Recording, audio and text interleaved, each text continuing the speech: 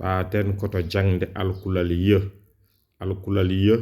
ko cawel ngel faloto ngel ummoy didol ciongel ngel abboy dungol didol nyaamol ngol kono ngol ummiri ko bange nano dow ngel abbiri bange nyaamo les hay didol ngol gadda gongol palpal fundrol maggol so ari so faltima ngol e on saha wirtongol abboyo les on jinogol way wurorade de ngurondiri dum woni ye ndake non ye ko ni windirte batten ni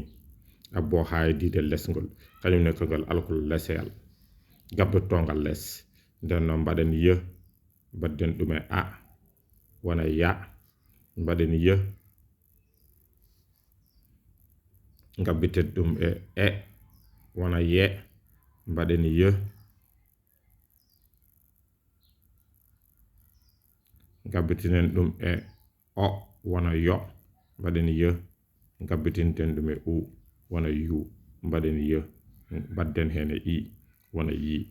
dum don non sen benciti keben ay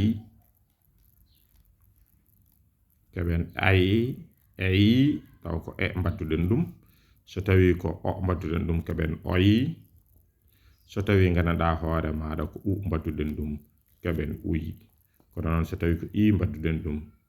keben i ko non ha joni sen gaddi alkule labde de en badi ye en baddi ngale a keben ya so tawi ko e mbadduden dum wo keben ye so tawi ko o mbadduden dum keben yo so tawi ko gananda hoore maada u mbadduden dum keben yu so tawi ganduda mbadduden dum koy i keben yi ko non na kadi sen benciti keben ay keben ey taw ko so tawi ko o keben oy so tawi ko u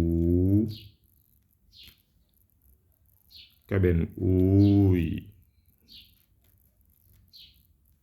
so tawi ganduda hoore maada non ko i keben i nder non jangde meden hande alkulal ye ko dongal haadi